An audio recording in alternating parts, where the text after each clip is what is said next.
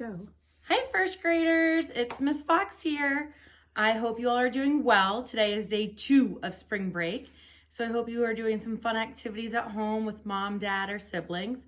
I was just missing you a little extra today, so I thought I would share some of the books. Since we're not really supposed to be leaving our home right now, I decided to come to my mom and dad's house and spend an extra few days. And I was going through their books in my room from when I was a little girl, and I found some books that I thought you might recognize. Are you ready? This one. We've read this in class lots. Alexandra and the Terrible, Horrible, No Good, Very Bad Day.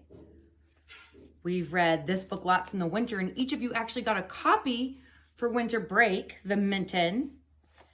And then here is another one. This one's one of my all-time favorites. We talked about lots. Where the Wild Things Are. But since we've read these books before, I thought it'd be okay if I read you a different book today. This book is called The Koala Who Could. It's by Rachel Bright and Jim Field.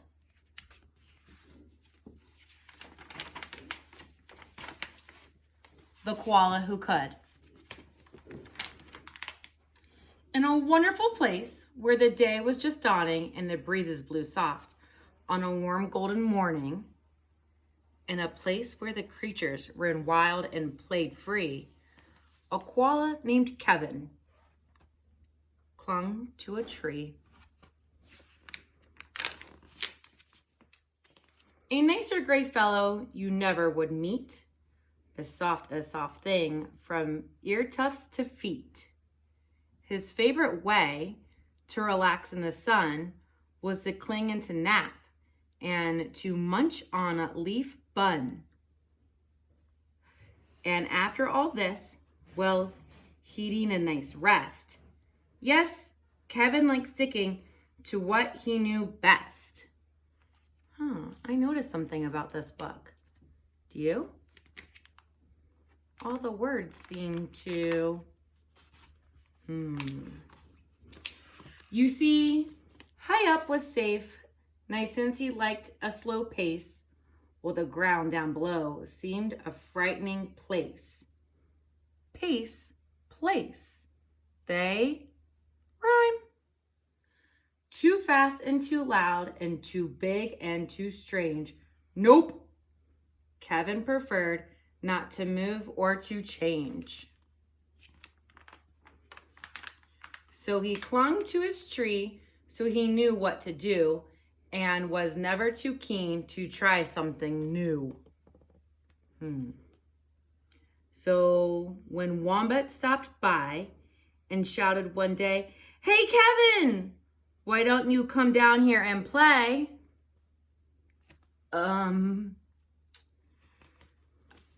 think, he replied, I should stay on my plant. I'm too busy right now. No, I'm sorry, I can't. Why not? Cried the Ruse with a super loud cheer. Yes, why? Called the Dingoes. There's nothing to fear. But Kevin, who'd never been one to act fast, said, I'm clinging to do, but it's nice that you asked.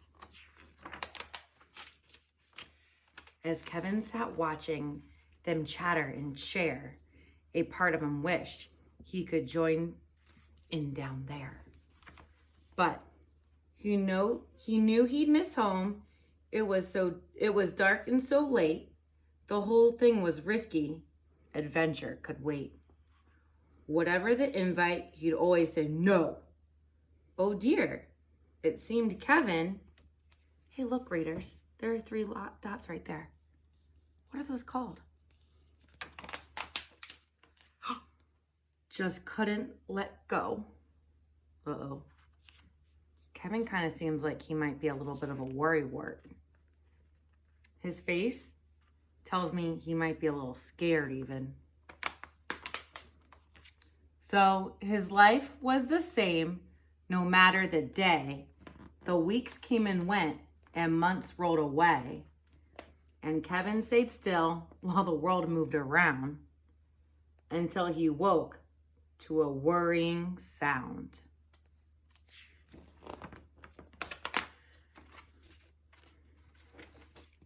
tap, that sound went. Well, this was a blow. Tap, tappity, tap, tap, tap, tap. Oh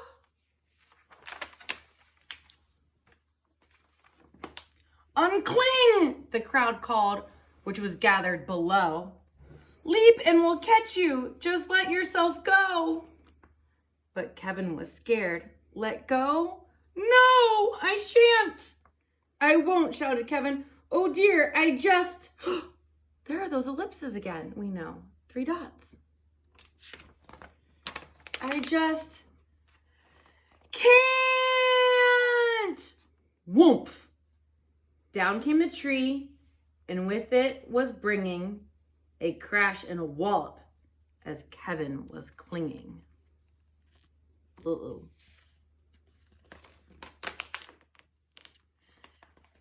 Kevin, he carefully opened one eye and looked up. At the love staring down from the sky, the one paw by one paw he loosens his hold. He felt springy and light and happy and bold.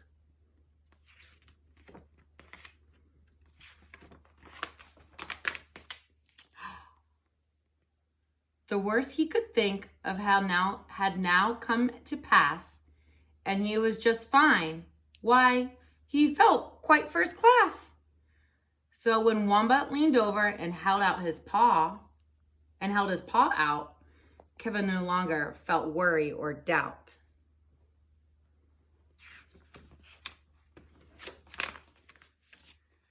When Dingo asked, "Now will you come out to play?" the crowd all joined in with a, "What do you say?"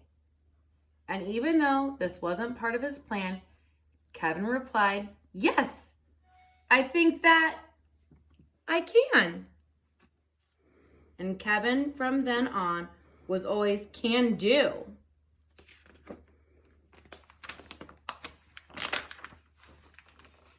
Because life can be great when you try something new.